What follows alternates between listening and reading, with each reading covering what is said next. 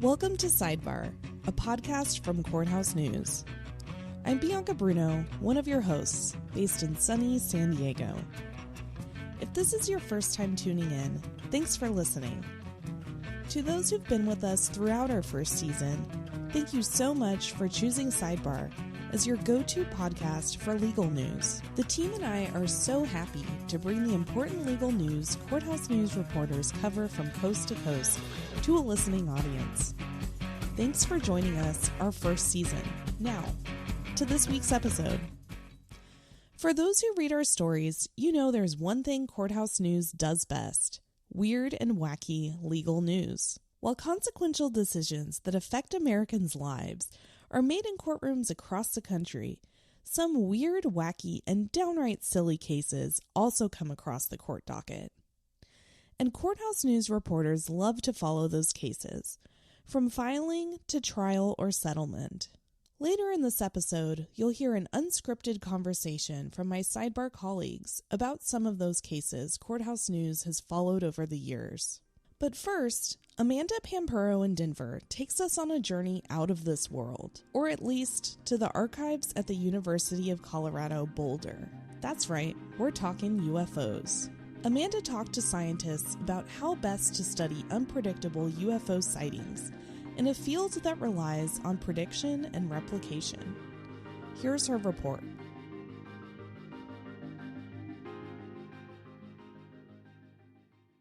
Sitting on the tree stump in my backyard, sometimes I'll see two lights in the sky. One usually veers north, the other south, but they're always heading east when I see them, toward me.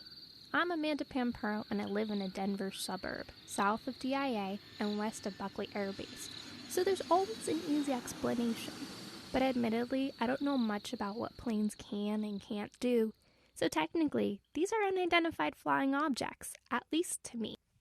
But if you do ever see anything weird in the sky, you can always call the National UFO Reporting Center in Davenport, Washington. My name is Peter Davenport. I'm director of the National UFO Reporting Center based in Washington State, a position I've held for the last 27 years. Did you imagine you would end up running the center one day? I had no idea. It was like most great events in our culture, it was a function of a pure accident. In retrospect, I probably would have declined if I'd known at that time what it was going to do to my life. And for all intents and purposes, I think it is not hyperbole for me to say that I either work or am on call 2 shifts a day, 7 days a week, in order to run the hotline. Do you investigate any of these claims? We don't investigate. Ideally, I would like to have an organization that's an investigative body.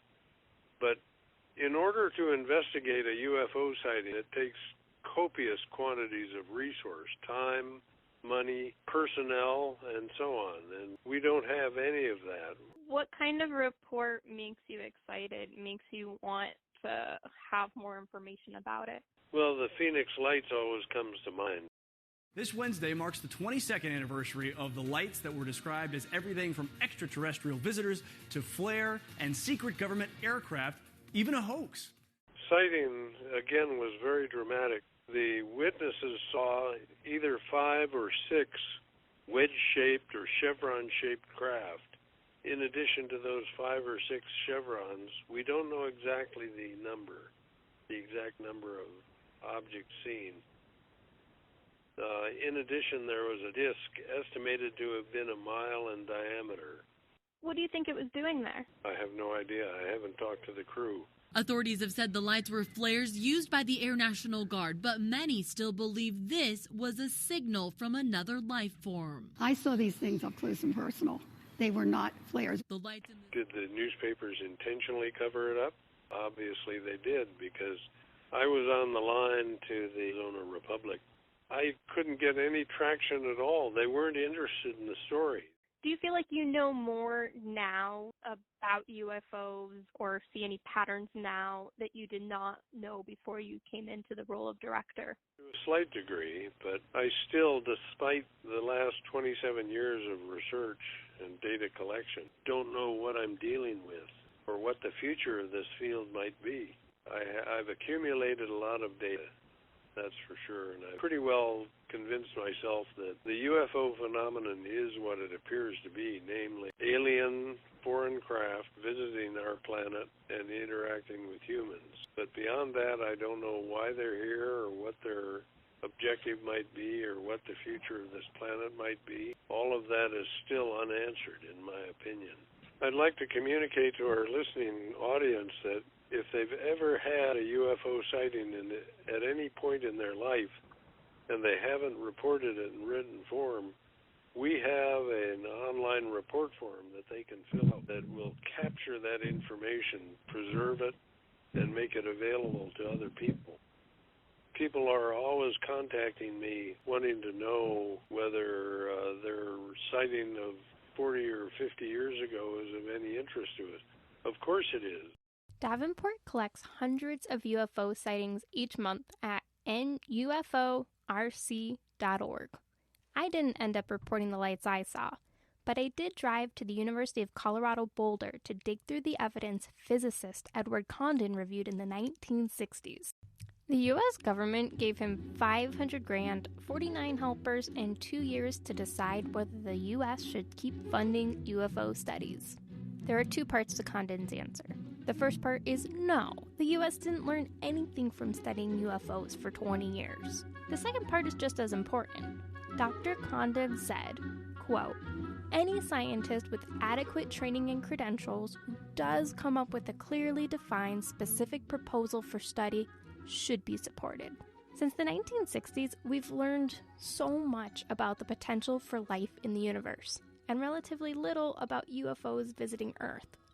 Part of the reason is because science, like law, places very little value on something some person said they saw. Science is objective, science is quantitative, science deals with things that happen in the real world. We make knowledge through replicable experiments. UFOs are none of those things, right? We cannot predict when they'll appear, where they'll appear, to whom they'll appear, for how long, right? Scientists are sort of always confounded by the difficulty of capturing this phenomenon. I'm Dr. Kate Dorsch. I'm a historian of science and a postdoctoral teaching fellow at the University of Pennsylvania.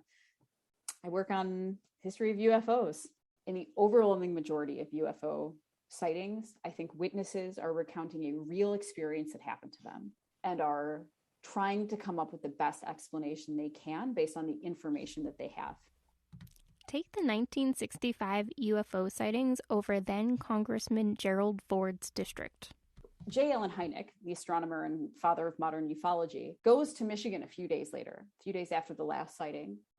There's very little evidence or even hope for evidence because it's been raining, right? It's been a few days, nobody's seen them since. And he posits that what people were seeing is swamp gas, illuminated swamp gas, which resulted from an unseasonably warm spring thaw. And of course, Michigan constituents freak out. They feel like they're not being taken seriously, like the scientist hasn't listened to them because he wasn't there. And there's so many of them, and there's only one of him. Mm-hmm.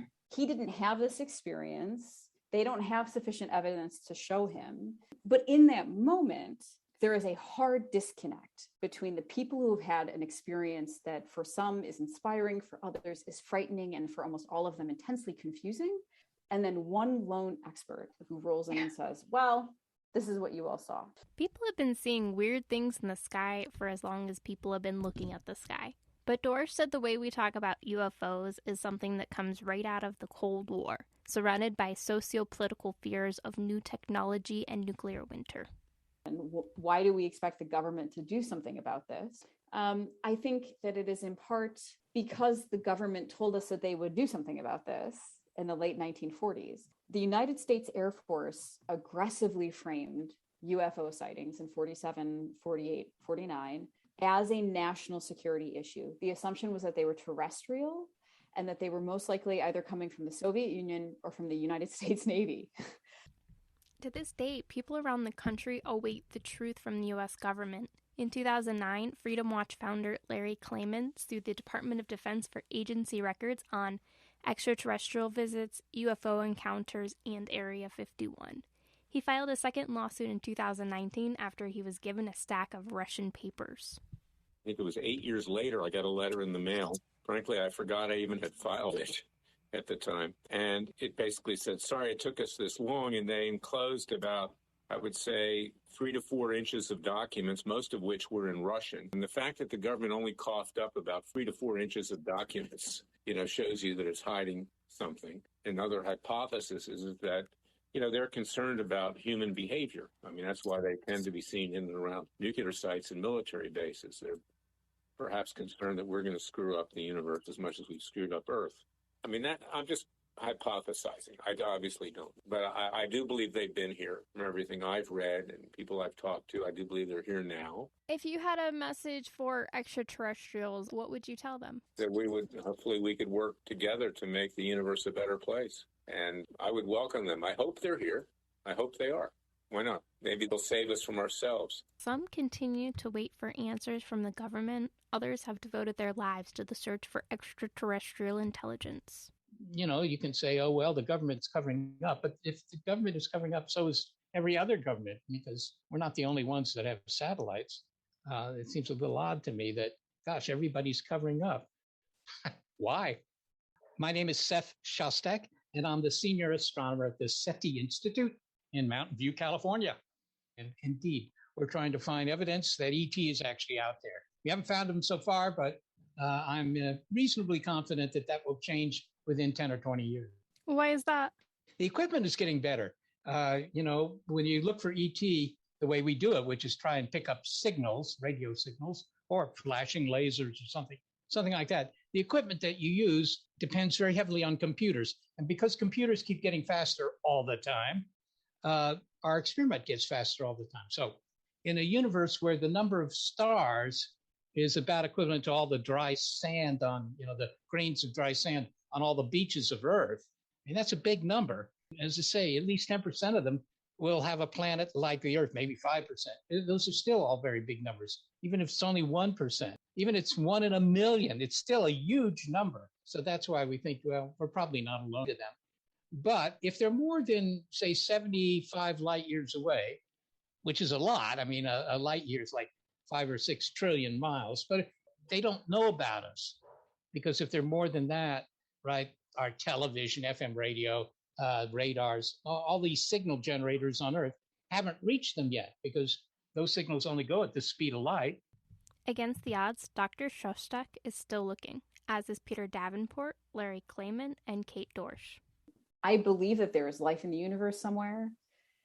I think it's horrifying if there isn't, right? I think if we are we're just like a random blip of life in the entire history of the universe, like that is tragic and terrifying and alienating and all of these things, right? So like, I do believe that there's life in the universe. I don't necessarily believe that it's visiting us, but I think it's neat. I think that thinking about it is neat from all kinds of perspectives.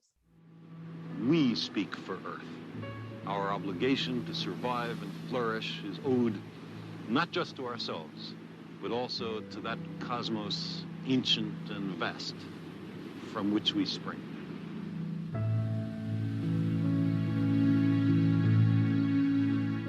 I'll be honest, I thought we would spend 2021 rebuilding the systems broken by 2020.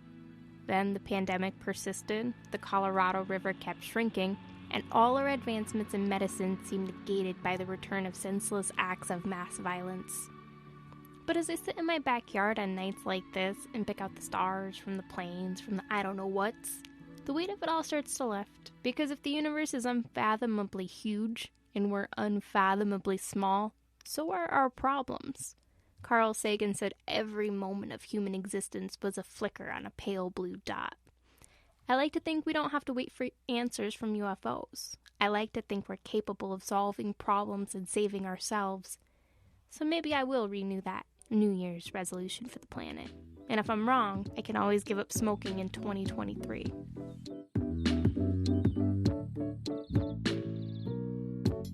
Thanks to Amanda for that far-out report. For more of Amanda's stories, and to read up on the wacky and weird court cases we discuss later in the show, please go to courthousenews.com. And don't forget to follow us on Twitter at Courthouse News and Sidebar CNS. We'll be back after a short break.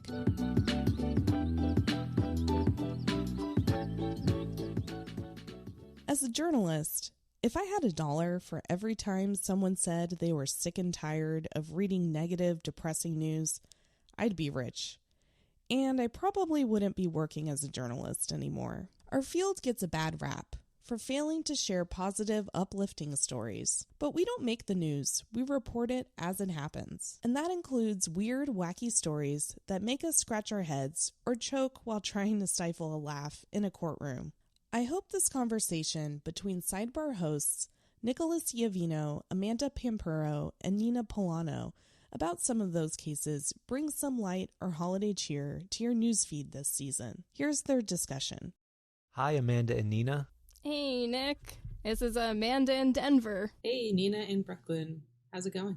Good, good. We're having one of those record years with no snow. It's fun to see everyone from across the country. It's one of the cool things about Courthouse News is we have people everywhere, but then we don't get to all be in the same place too much.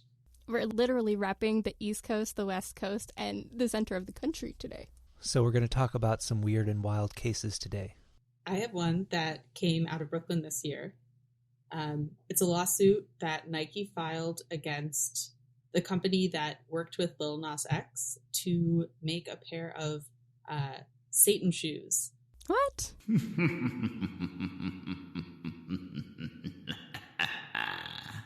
So the rapper and artist Lil Nas X dropped a video earlier this year that is peak camp. The rapper is facing backlash for his newest video, Call Me By Your Name. In the video, he pole dances to hell and gives the devil a lap dance. It has some satanic themes. It has pastel-colored Marie Antoinette wigs. It's pretty wild and a lot of fun.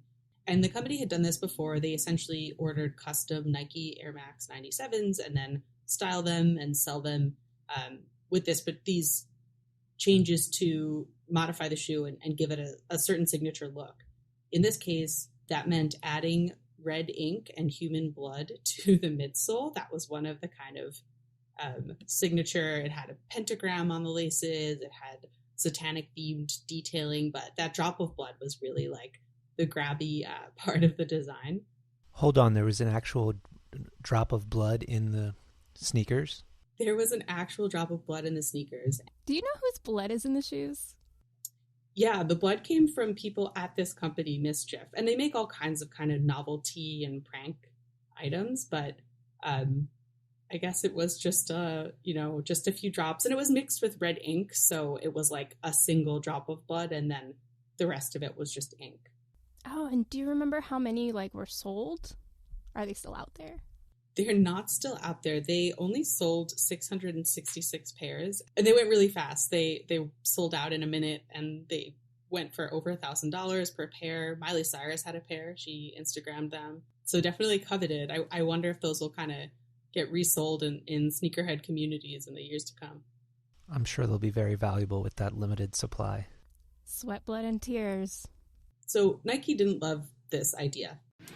Nike is suing over Lil Nas X's polarizing Satan Shoes collaboration. The sportswear giant filed a trademark infringement lawsuit against Mischief. That's the streetwear company responsible for the divisive design. Lil Nas X is not... And they filed this lawsuit against the company. They didn't name Lil Nas X, but obviously he was, the creative mind behind the whole thing.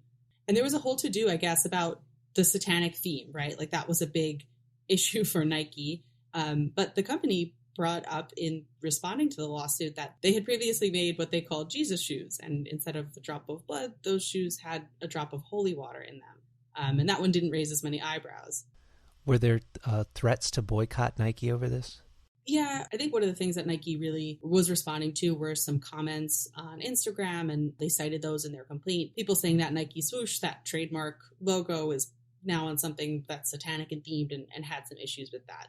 So I don't know how kind of widespread that concern or those, how popular the view is that these shoes shouldn't be sold.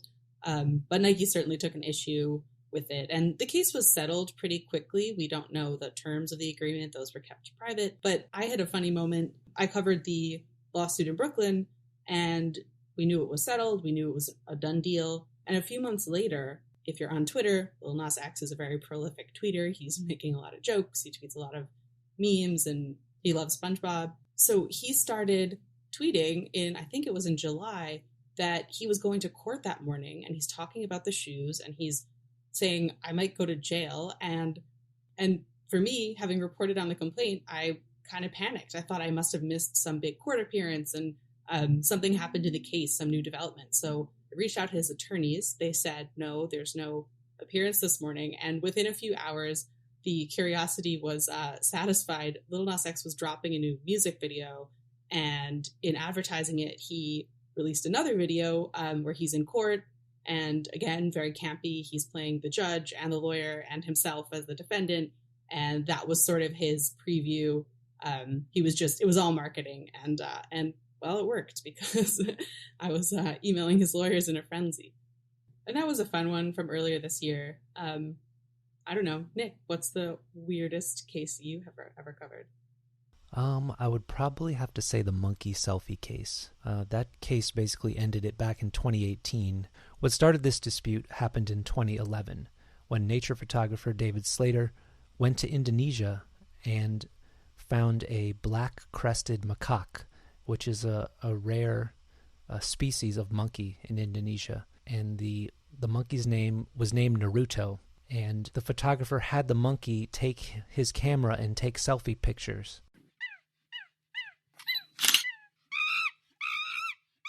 He used his opposable thumbs to snap some photos. It is one of the best pictures we've published because Naruto is smiling and looks like he's really posing for the picture. We'll have to put it on the podcast website. It's a case of monkeying around, huh?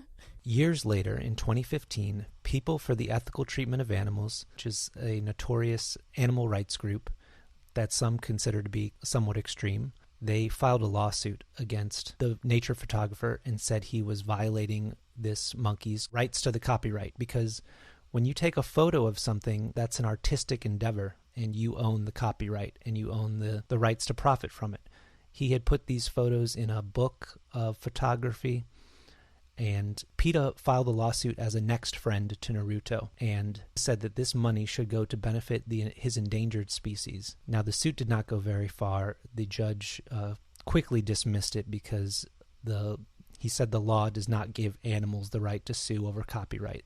The copyright law does not say anything about animals being able to sue. Wikimedia was not involved in the case, but they had another legal stance saying that because animals can't own copyrights, that the photos should be public domain. But there was an appeal, so after the judge dismissed it, PETA took the case to the Ninth Circuit.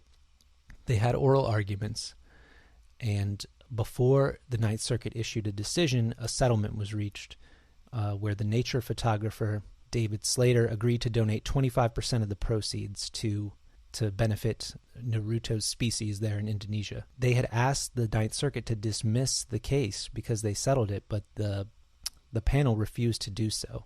They went ahead and issued a ruling anyway and said that they upheld that, copyright law does not give animals the right to sue. So one of the judges on the panel, N. Randy Smith, he's a George W. Bush appointee, he wanted to go further and say that PETA should never have been able to file this lawsuit because people should not be able to file lawsuits on behalf of animals like that. And the nature photographer who was fighting this lawsuit hard before he reached the settlement was really against that. He wanted to maintain that right for people to be able to file lawsuits on behalf of animals to uphold their rights. But since that was only a minority opinion, and Randy Smith's opinion is not Ninth Circuit case law now. That just makes me wonder all the implications if that had continued, like animals in Hollywood having rights, or those elephants that paint pictures with their snouts. Could they have owned the copyright? Right, that's a question, and people think there's going to be more questions in the future about robots creating works of art and whether a artificial intelligence can own a copyright. Oh, that's awesome, because they have algorithm-generated news stories. Does that go to the company or the technology? I can't wait to see that first one filed. None of those have been filed yet, right? No, not that I'm aware of. Do you know where Naruto is today? I tried to look up if he's, still alive, and I couldn't find anything. I'm not sure what the lifespan is of the crested black macaque. I'm sure he's just living a low-key, off-grid life, retired from photography. I'm sure.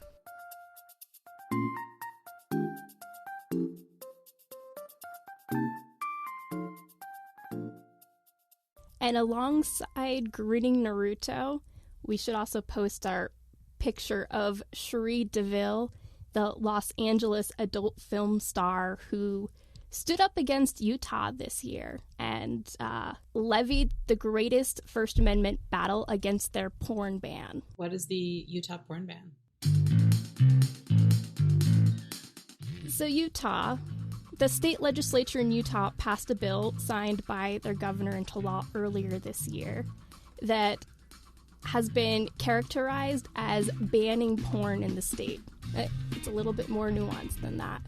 Essentially, once 5 other states sign on to this law and pass similar legislation, in Utah, all mobile devices that are sold are going to have adult content filters turned on by default. And currently, adult content filters are turned off. And this bill was introduced by Utah Rep. Susan Pulsiper, who actually won an Excellence Award from the State Association of Public Charter Schools this year.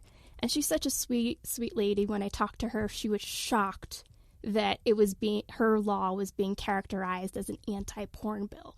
She's like, I don't care what people do in their privacy. We got to keep pornography out of the hands of children. And parents are getting these devices and they don't know how to turn off filters, and you can't imagine what children are accessing. So Cherie said if a law like this passed, it's a slippery slope to government infringing on what content you can access. And one thing that did not make it into the story, she told me that based on her data, her Utah fans loved her naughty stepmom content. And she was using this as a platform to show that small steps by government can have big implications. This has been on my radar, not just as something that might affect adult content creators, but as something that's actually a much bigger, in my opinion, free speech issue. I spoke with Benjamin Bull from the National Center on Sexual Exploitation, and he said outright, yes, we want to ban porn, and we're slowly introducing bills to effectively do this. In 2016, Utah, along with Arizona, Idaho, and Missouri, all declared that porn was a public health crisis. In order for this adult content filter law to take effect, other states have to pass similar legislation. Similar legislation already failed in Missouri and Arizona, but it's an issue that's going to continue to unfold as internet access expands and parents genuinely struggle to figure out how to moderate the vast internet of things in their children's hands. So what was the issue that Cherie DeVille was challenging here? What was the kind of basis of the lawsuit? So there was no lawsuit over this. This was just complaints in the legislation stage. And Cherie said she didn't have the money to sue over the law. What happened to the legislation? It passed in Utah, and it will go into place if 5 other states enact similar bills. And the reason why it's tacked on to other states is they think that that'll give them a bigger ability to negotiate with companies like Apple and Android, which would have to set those devices to those specific settings before they send them to that state. So if this law were to go into effect, what would be the enforcement mechanism to enforce it? If, say, Verizon doesn't start selling these devices, the Utah will sue them. So that is when we will see it challenged, is when it takes effect. This law would apply to sales of phones in those states, so you could go out of state and buy a phone that was not affected by it. Is that right? Absolutely. And you can buy a device and turn off the adult content filter in the settings as well. This was a case that started off as a big grand idea. We're going to put adult content filters in, and then the application was slowly winnowed down throughout the legislative process into just like this one minor setting on the phone. Because I know that my editor had questions about how are they going to enforce this? Are they going to put tracking devices on people's phones in Utah to make sure their content filters are on the appropriate setting? And the actual law did not get into that territory. I assume in defending the law that the people who supported passing this law were saying it's too difficult for parents to make these changes. And what did the other side say to that? There were several tech companies that lobbied against this, saying that it would just pose undue hardship to be setting devices to different settings for different states. So that's the question, is should the burden be put on the parents to figure out how to use their device and turn on these settings? Should the burden be on the manufacturer to make it easy for parents or people growing up in Mormon Utah to put on these settings? Maybe the tech companies will just go along with it and listen to what Utah did and respect their law, but that doesn't typically seem to be the case, so I would foresee litigation. Tech companies have been very vocal and active in these kinds of First Amendment, censorship, freedom of speech laws where they intersect with the technology. And that's definitely a space where there's a lot of open questions. Should the government be regulating speech? I think, like you said, it seems like something that will only become more of an issue for the courts to look at as more and more technology develops and we grapple with these kinds of questions. Totally. I love lawsuit or bill that's being introduced that just brings up all these questions about what kind of society we are, and not necessarily having the answers, but being able to listen in on that debate.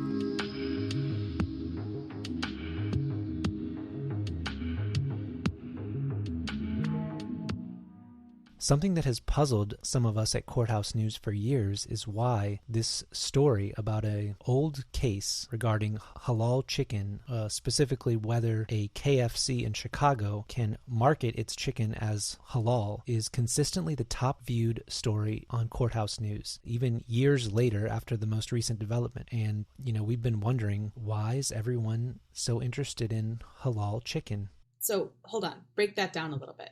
What's going on here? So in 2016 or 2017, KFC told this guy who owned 8 KFCs in Illinois to stop marketing his food as halal.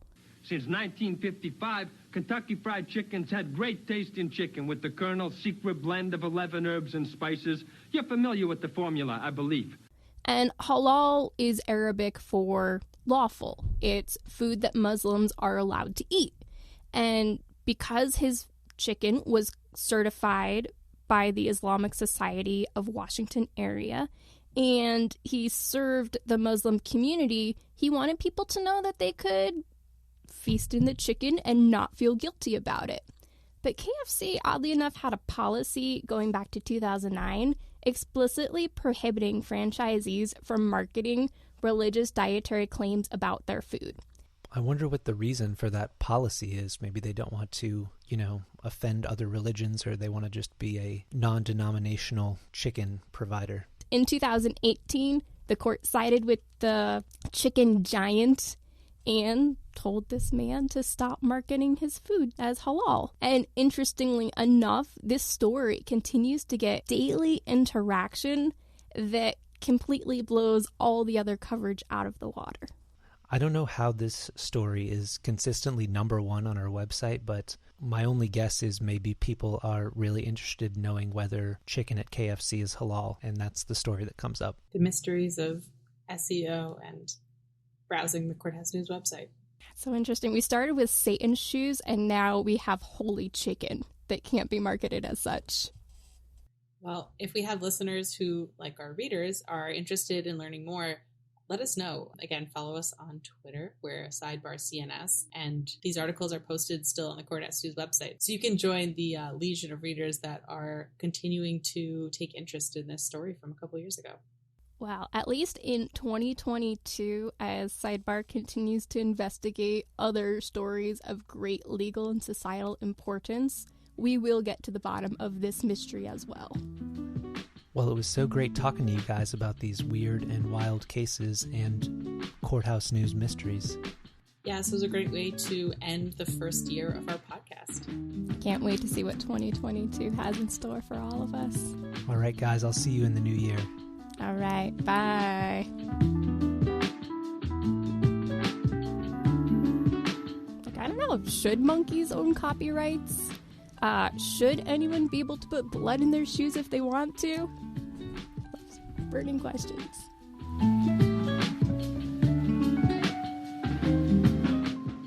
And to think that covering something as serious as U.S. courts can sometimes be fun. It's been great working with Nick, Amanda, and Nina on Sidebar this year. Special thanks to our editors Bill Datinga and Jamie Ross, podcast producer Kirk McDaniel, and social media boss Sean Duffy. We hope you have a happy and healthy holiday season. See you next year.